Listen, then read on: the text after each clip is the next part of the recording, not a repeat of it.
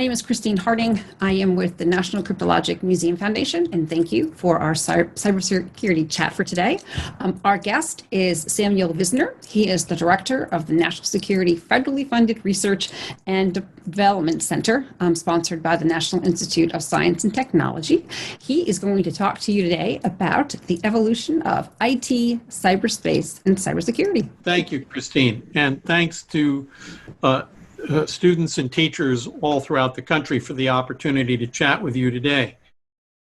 Let me start by telling you that I have two jobs, at least. I'm the director of a research and development center for cybersecurity, which is run by a nonprofit company called Mitre, but it's run for the US government. But I'm also a professor of cybersecurity at Georgetown University. So for you students in middle school and high school today, I'm going to give you a college-level lecture. And I'm not going to dumb it down because if you're smart enough to be on this call and you're interested enough in cybersecurity, you are already pretty smart, and I figure you're going to follow everything that I say closely. And I'm going to try and keep this moving quickly. I have a lot of material, but I'm going to move fast if I can, and I'm going to try and make this a little bit entertaining because there's some good stories to be told here. So first, just to tell you a little bit about who I am. I started life as a little baby in Oak Ridge, Tennessee, but we'll move beyond that. When I left college, which was Georgetown University, I joined the CIA and I spent most of the next 10 years overseas as an intelligence officer. And then I left the CIA and I became a businessman and I went into management consulting. And then unbeknownst to me, the government decided it wanted me back, and I went back to the government at the National Security Agency just before 9/11, the attack on the United States that killed almost 3,000 of our people. And while I was doing that, I also was a university professor at Georgetown. I left government and went back to being a businessman, and then I became the director of a federally funded research and development center. So I've been in government twice, I've been in industry a bunch of times, I've led a couple of cybersecurity businesses, and now what I'm trying to do is to continue to contribute to the public interest by managing a federally funded research and development center. So you could say I've done a little bit of everything. And so what I'm going to tell you today is not the perspective of a professional teacher. I'm not. I'm only an adjunct professor, somebody brought in from the outside to teach because we have an external point of view. I'm not a professional academic, but I've been around in industry, in government, in academia, and elsewhere long enough that I've formed a point of view. And that's really what I want to talk about today. Now, the story that I want to tell you, and the reason that I think cybersecurity is just so interesting, is that there really are three stories to talk about in one time. And to get the point of what I want to say in the next few minutes, you got to follow all three stories. And I'm going to try and tell all three stories as clearly as I can. The first is, where did information technology come from? Where did this all happen? If you're listening to this, you're probably a digital native. You grew up in this digital environment, but I didn't. I was born in 1954. There was no digital environment. I'm an immigrant. I needed a visa to get in here. You, on the other hand, you were born here. You're digital citizens. The next thing is, what has that created? It's created a thing called cyberspace. That didn't exist when I was born. It didn't really exist 30 years ago. It's only really started to exist in the lifetime of human beings alive today. And the creation of this cyberspace is what has created the field that we call cybersecurity today. I'm going to try and tell as quickly as possible all three stories at once. So as we say, sit down, strap in, buckle in, hang on. We're going to take an interesting and hopefully wild ride. I want to spend just a moment and tell you what I do as the director of a federally funded research and development center, and I'm going to be very clear about it. What we do is take those technologies that are already available in the market that we think of as innovative, and we put them together in essentially what we call architectures or assemblies of tools that can be used by the nation's financial services industry or healthcare industry or hospitality industry or transportation industry or energy industry or any industry you can think of, if these industries need better cybersecurity, our job is to assemble the tools that they can use that make them more secure. So if you go to a hospital and you're hooked up to a device that's hooked up to a human being, like an infusion pump or a ventilator, you've probably heard of those, which is hooked up to a human being, but also hooked up to the hospital's computers, making that secure so that nobody can get that data or interfere, God forbid, in the functioning of those devices. That's the kind of work that we do. And we're getting ready to do work. If you're going to drive an electric car and you're going to hook it up and get a recharge of battery power, making sure that you get the power you need, that nobody knows, can get into your credit card information that you're using to pay for it. That's the kind of work that we're doing. And if you're worried about the financial security of your bank, of your credit card company, that's the kind of work that we do. That's the kind of work that we're doing today. So I wanted to move on very quickly to that. All right, so I'm going to skip over this. We're going to make these slides available and let you take a look at it on your own. I want to talk about cybersecurity, so I'm moving ahead very, very quickly.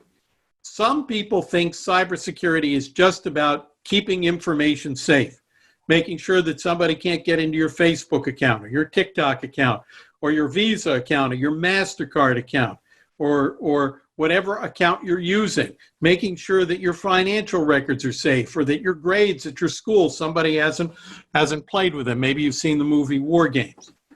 Others say it's not just about safeguarding the information, but it's about keeping people from damaging your computer. Or it may even be about keeping people from damaging systems that depend on the computer, like the switch on a railway that makes sure that the train goes from this track as opposed to that track, or the pipe or the valve in a pipeline that pushes natural gas or oil from one direction to another, or other what we call Internet of Things devices. Some people go farther and say there's a place called cyberspace, and cybersecurity is about gaining the outcome you want and keeping somebody else from gaining the outcome they want if it's at your expense. And then lastly, there are those who say that cyberspace is just like the streets of a city, and that cybersecurity isn't about safeguarding information, it's about governing human behavior. We're going to talk a little bit about that in a minute. If you've studied cybersecurity, you'll know that we use the term cybersecurity as meaning three things: computer network defense, computer network exploitation, and computer network attack. And I'm going to come back to the terms defense, exploitation, and attack in a minute, but I want to start with the words computer network, because if you understand the term computer network, you will understand the evolution of information technology, which is one of the stories I wanted to tell, and the evolution of cyberspace, which is the second story I wanted to tell. And the term computer network means something very, very specific. It actually means that there is a place called cyberspace. This wasn't always true. I mean, we tried to steal information and to protect information and damage information for a long time.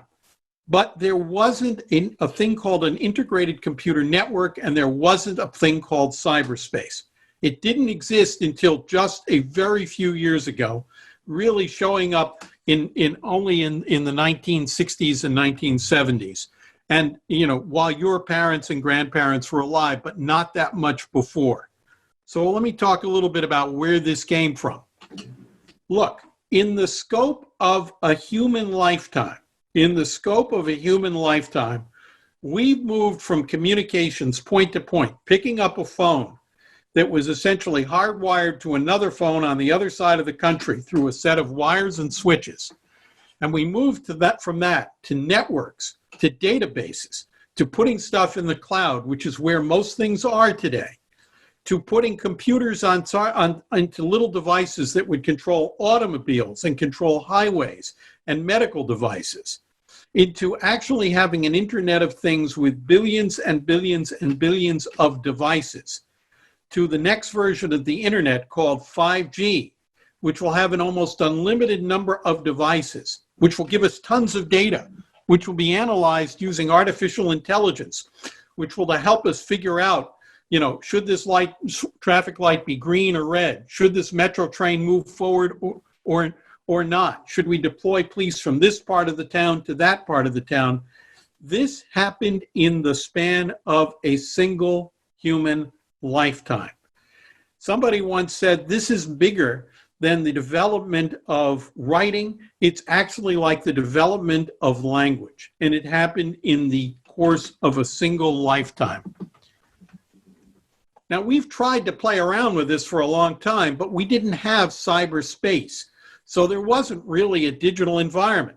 We did in the First and Second World Wars try to code our communications. We tried to crack those codes, and we even tried to build some integrated information systems. But cyberspace didn't exist because digital technology didn't exist.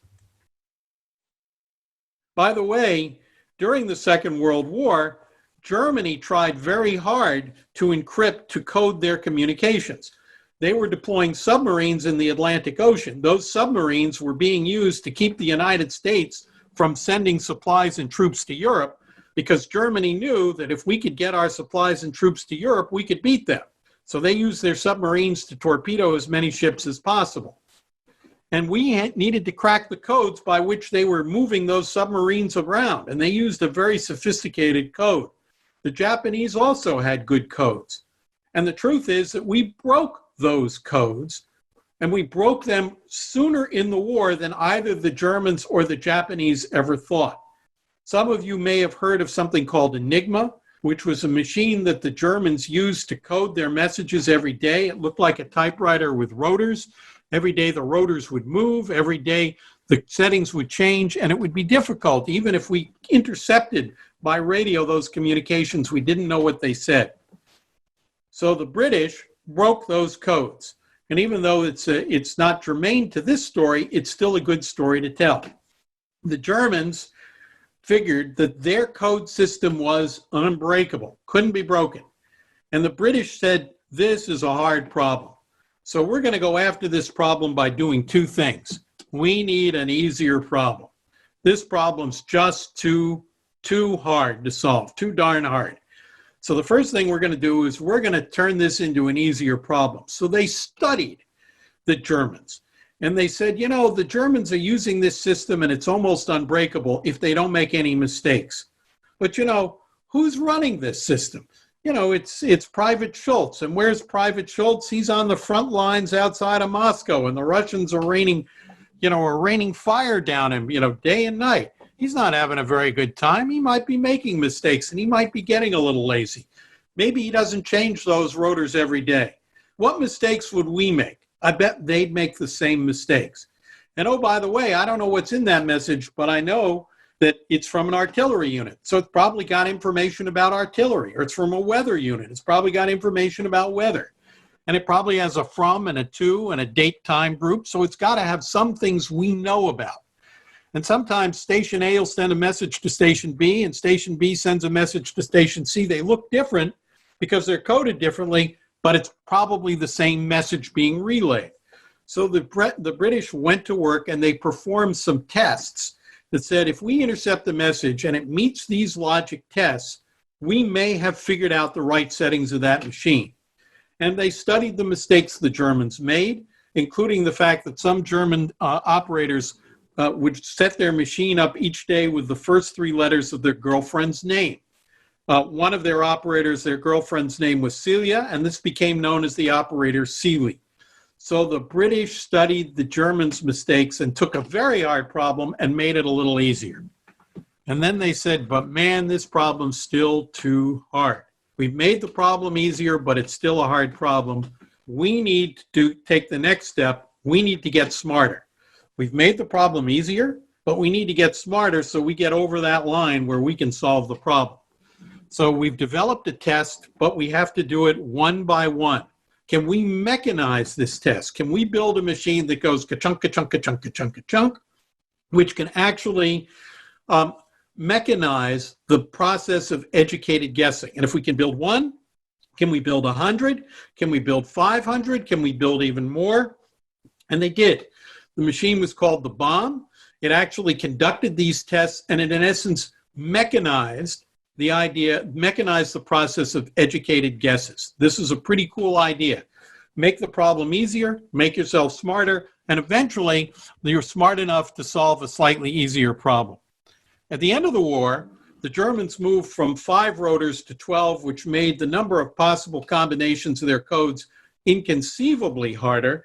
And the British built a machine which was essentially the bomb on steroids, the first sort of digital computer called Colossus. It's been rebuilt, by the way. This is a picture of it. Instead of solid state and integrated circuits, it had a thing called vacuum tubes, which some of you, if you play guitar and you have a tube amp, you know what it is, and the others go look it up. So at the end of the war, this is what the British built to crack the German codes. But none of this was real digital technology. Last thing I wanted you to see was what it took to code the human voice.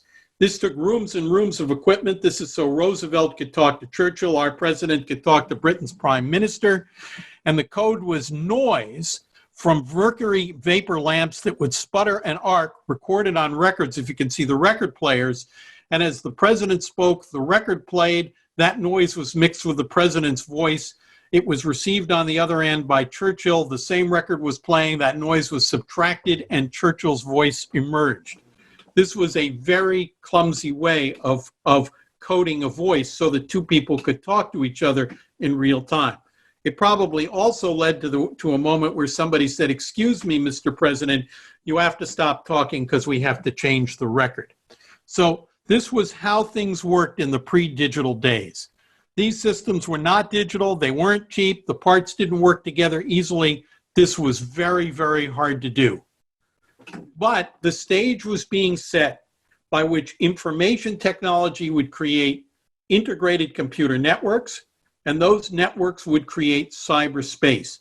And the first of these networks was created in 1957. In fact, my own company, Mitre, had a little bit to do with it. It was a boring name, and it was called the Semi-Automatic Ground Environment, or SAGE. And SAGE did a couple of things that were remarkable.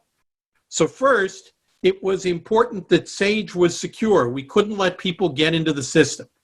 And secondly, it unified, and this is what I call an integrated computer network, information in motion with information at rest. Now that sounds kind of complicated, but it really isn't. SAGE was designed to defend the airspace of the United States of America from Russian missiles and bombers. And those things were moving very quickly. During the Second World War, you could take a look at, you get a report of where a plane was, and you could mark it down with a grease pencil on a map. But things are moving at thousands of miles an hour. You can't do that. No one can keep up. So information about things that are moving is transactional. That's information in motion. And we don't want to take that information which is being sent to us and mark it down on a map by hand. No one can do that. We want to put it on a database, on a picture of the United States in which things like air bases and cities and army depots are encoded digitally, where if we see an object moving towards a point on the ground, an object represented by information in motion, moving towards an object on the ground, which is represented by information at rest, we can see that this missile or this plane is moving towards this target at this speed and what this target is. That is the unification of information at rest with information in motion. If you or your parents go to the bank and get money out of the ATM, that is transactional information. You put your card in, you tell it how much money it wants, it gives you the money, and it writes that down inside of a database in the bank that records that you had, $800 and now you have $760 because you took $40 out. Your transaction, your information in motion was reconciled, was operated against information at rest, which was the database. How did this really look? It looked like this. Now, this is black and white. It's not color. But for those of you who use Google Maps or use Waze, and I'm sure you've seen it or you're using it if you're driving, this will look pretty familiar. And the way it would really look, and I can't animate this slide, is as airplanes and missiles and our airplanes were moving over the United States, you could actually see things moving over the United States. And we didn't have a mouse at the time, we had a light pen. And you could point this light pen at an object and it would tell you what that missile was. And you could point it at a dot and you could see where that missile was going, what that target was. And this meant you had to have a way to take information about things that were moving and information that was not moving and bring it together. This was a computer network. And this was one of the first pillars, the first inhabitants of the things we call cyberspace today. Things moved really quickly. A version of the internet that we call ARPANET was created in the late 60s. By 1973, we were connecting 2 different continents, and we actually built a network of integrated computer networks starting in the 1970s. We moved very, very quickly. So this was the evolution of information technology, moving to digital communications of things that work together, that things were interoperable, things had common formats where your voice, your TV, your bank information, your TikTok information, your Facebook information, your WhatsApp information could all be represented in a common digital format, and that information would be processed by what we call integrated computer networks. How quickly did this all happen? Well, just to give you a sense of how quickly it happened, Lenin, of whom some of you might have heard, used to say, quantity has a quality all its own. We've used energy, light and radio and electricity to communicate for a long time. But the way in which we use cyberspace is new. And just to give you a sense of how many people are in cyberspace now, we have over 7.5 billion people on this planet. A few of them are on the Earth's oceans and seas. A few of them, maybe 10 million or so. If all the cruise liners are working and all the freighters are going and all the warships are going, and not at the same time. In 2017, 3 years ago, we had 1 billion people in the air, but not at the same time. We've had a few people in space. And if Jeff Bezos and Elon Musk and others get their way, we may have even more people in space. But right now, the number of people in space is relatively few. And yet we say the land, the sea, the air, and the space are domains. They're human domains. Is cyberspace a human domain? Well, take a look at this chart. And this chart, which was just a couple of years ago, said that in a world of just over 7.5 billion people, just almost 3.9 billion, or almost 52% of them, were online. This was as of 2017. So almost 52% were online. And things moved even faster. A year later, over 7.6 billion people in the world, over 4.2 billion people online, 55%. So is cyberspace a domain? And the answer in my mind is absolutely it is. Now, this chart I think of is really interesting. In the United States, we have a population of about 327 million people. Most, though not all of us, are online. China has a population of about 1.4 billion people. About 800 to 900 million of them are online. This means that there are more people in China online than there are people in the United States. Certainly more people in China are online than people in the United States are online because their population is about 4 times as big. But they actually have more people online than we have people, whether or not they're online. That's an amazing number. That's a simply amazing number. And this tells us something about how China has approached cyberspace, because we approach cyberspace bit by bit.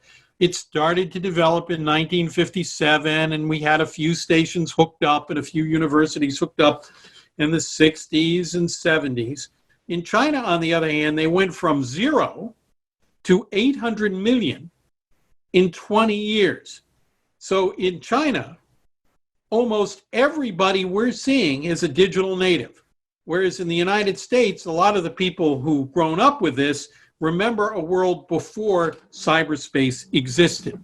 And this is a real reason why China's approach to cyberspace and cybersecurity is different, absolutely different from ours. How much bigger is cyberspace going to get? Well, right now we're running out of addresses of devices we can put on the internet. We're using a way of assigning addresses to computers and smartphones and smart devices and smart toasters and smart TVs called Internet Protocol version 4, which gives us just over 4 billion addresses. But the next version, IP version 6, is going to give us 2 times 1 to the 128th number of addresses, or about the same number of internet addresses as the number of stars in the visible universe. So anything can be connected. And we're not going to connect just through our house network. We're going to connect all these devices, our toasters, our phones, our refrigerators, our pacemakers directly to these new 5G networks. 5G network is starting now. So if you think the internet is big, and you think the number of people connected today is big, and you think the number of devices connected is big, as we say, you haven't seen anything so far, you ain't seen nothing yet. Thinking about a world in which we have as many as 1 million internet devices per square kilometer. Think about the need to secure all that, the enormous attack surface that will emerge. I'm going to move to the end because I want to leave a little bit of time for question and answer. So when we talked, remember about how we define computer networks, and I said the term computer network was important. There are 3 terms: computer network defense, and that's keeping people out of your network, making sure that if they get in, that the malware that they implant doesn't spread, that information doesn't get taken out of your network, exported, or stolen from it, that information in your network doesn't get changed so you no longer trust it, that if you're doing analysis of that information, like developing a new vaccine for COVID-19, that the information is still solid and you can depend on it. And if you're running things like railways or airlines based on that information, you can rely on it as well. So that is what we call computer network defense. The other parts are called computer network exploitation and attack. And this is the offensive side. This is getting into somebody's network. Hopefully they don't know it. And this is stealing their information, either their data, their phone call, or information about that data, who called whom and when. This is the kind of thing that spy agencies do. They exploit. They go into the data of other countries, hopefully to get data that is important to the country, to the security of our country. And we try to find out, what can a foreign country's missiles do? What is that country planning to do against us? Are they going to work with us? What can we learn? And lastly, computer network attack. To go into somebody's information system and either damage the information, or damage the information system, or even damage the systems on which they rely. Some of you may have heard of Stuxnet, which damaged the computer-controlled centrifuges used by Iran to make highly enriched uranium for nuclear weapons. Stuxnet made those centrifuges spin at the wrong speed. It didn't produce the right kind of uranium, and it also burned the bearings of those centrifuges out. This is a new kind of computer network. Attack. There are new kinds of cybersecurity coming up to be able to influence people, to be able to get into, we call that computer network influence, to be able to get into a network and steal 100 million records or 138 million records from Equifax and ask, what can I learn if I do analysis of all that information? And lastly, to get into a network and just watch people all the time, which is what China's doing. All right, I'm going to wrap this up and leave a little time for Q&A with a couple of points that I think of interesting. We used to think of cybersecurity about defending information, but that's because we grew up in a world in which cyberspace and the use of information in cyberspace grew very slowly. But other countries, they developed this information technology later than we did, and they implemented it all at once. So for them, cyberspace is not about the protection of information. It's more about the governance of human beings. So I'm going to show you a picture, and then we'll stop at that. China is building an international investment strategy called One Belt, One Road, and they're helping other countries build roads and cities and trading links. And this is a map of it. And they're also putting their own information technology along that road. And among the things they want to do is build up smart cities that will go along that road, in which data will be aggregated by the devices on the left. It will be analyzed using artificial intelligence by applications in the middle, and the infrastructures, policing resources, power resources, medical resources, transportation resources will be managed on the right. In such a city, who's really running it? The mayor, the city council, the city manager, the voters, or whoever is managing this artificial intelligence smart city. And the question that I'm asking here is cybersecurity about the protection of information, or is it about human governance? And for China, they look at cybersecurity not about the protection of information, but about the regulation of human beings. We look at cyberspace as a place to move information. They look at cyberspace, just as they do the Straits of Beijing and Guangzhou, as a place of human behavior to be governed. I'm not saying we're right and they're wrong. What I'm saying is these two points of view are very different and very difficult to reconcile. So what I've tried to do is give you a quick history of information technology, which in turn led to the creation of cyberspace, information technology leading to computer networks, leading to cyberspace, leading to very different versions of cybersecurity. Our version about the protection of information, and another version about the use of cyberspace to govern human beings.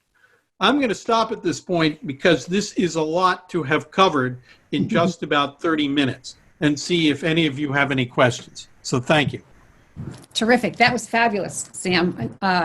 It was extraordinary. I learned so much myself, and we've gotten some comments from some of the teachers and students as well. So we've got a couple questions for you. What do you see is the biggest area of growth or opportunity in cyberspace? And then a follow-up, what about the largest growing areas of careers in cybersecurity? Thank you, Christine. These are great questions, and I'm grateful to get them.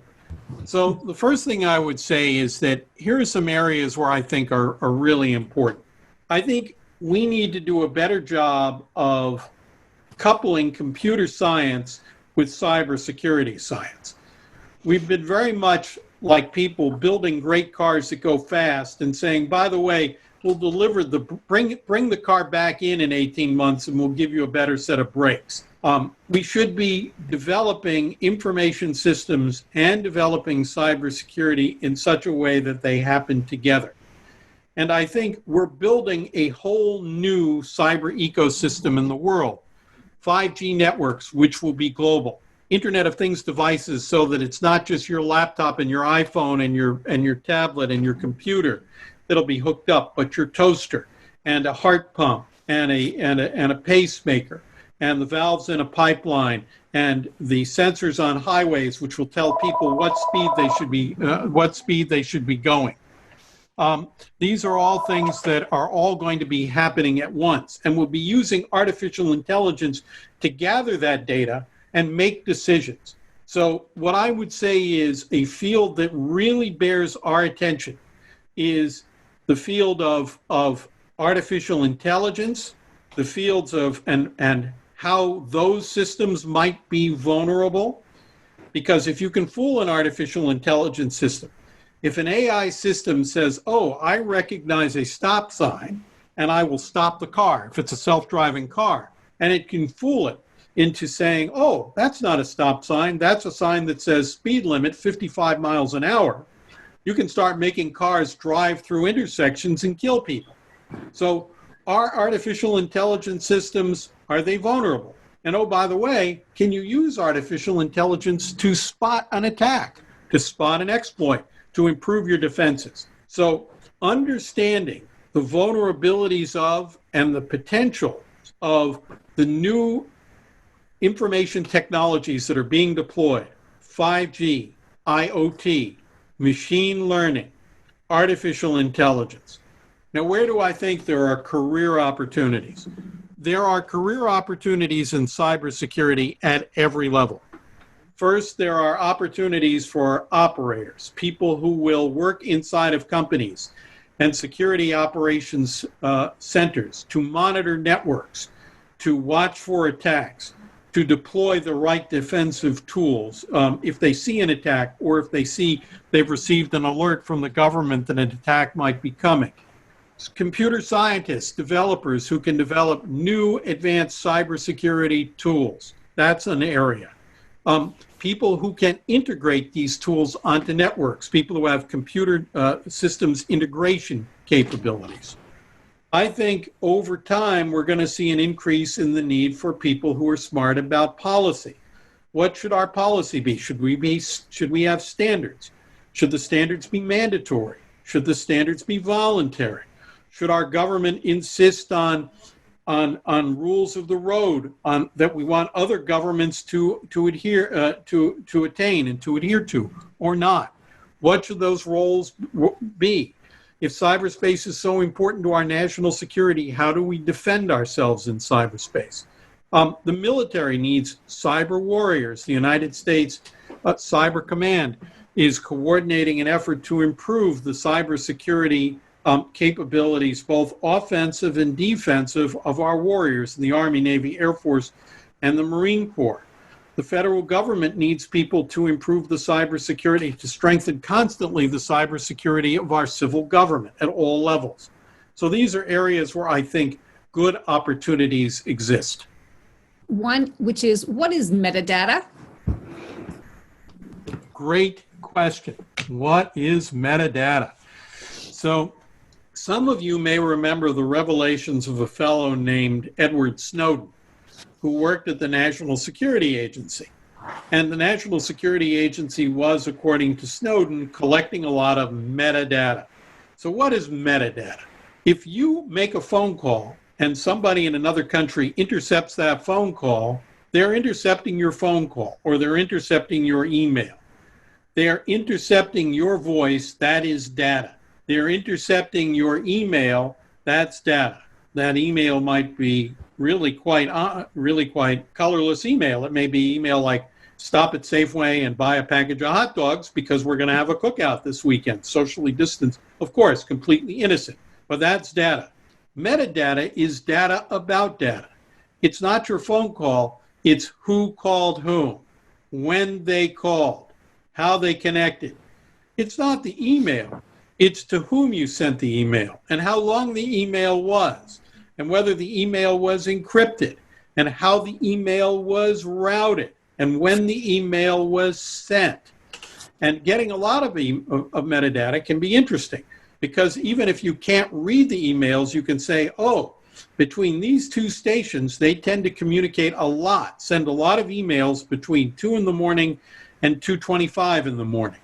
And they only communicate at that time. And we know one of them may be a terrorist. We wonder if this person is communicating with another terrorist. We may not see their emails, but at least we know something about those emails. We know something about that communication. Metadata is data about the data.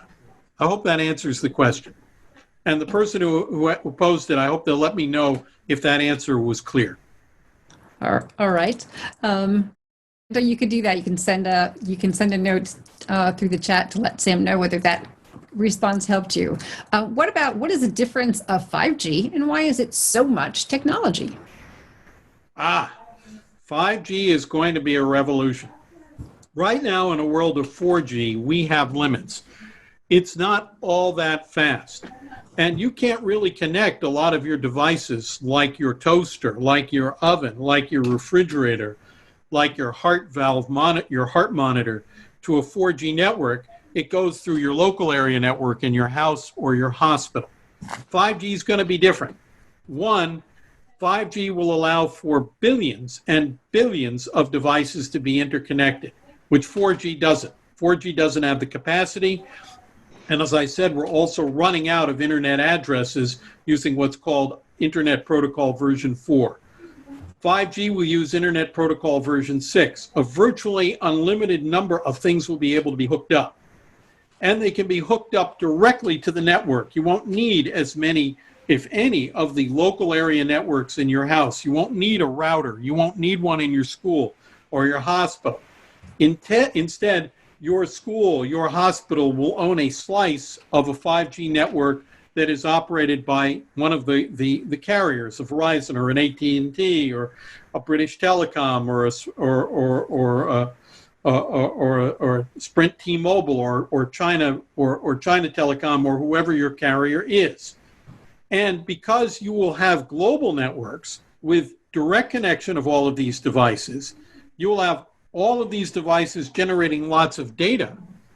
And 5G networks will also make available places where you can put applications that will suck up and consume this data and analyze it, and then throw that data back, having analyzed it, to manage infrastructures like the thermostat in your house, like the distribution of electrical power in your town, like the flow of traffic on the roadways in your city, in your state, or in your region of the country.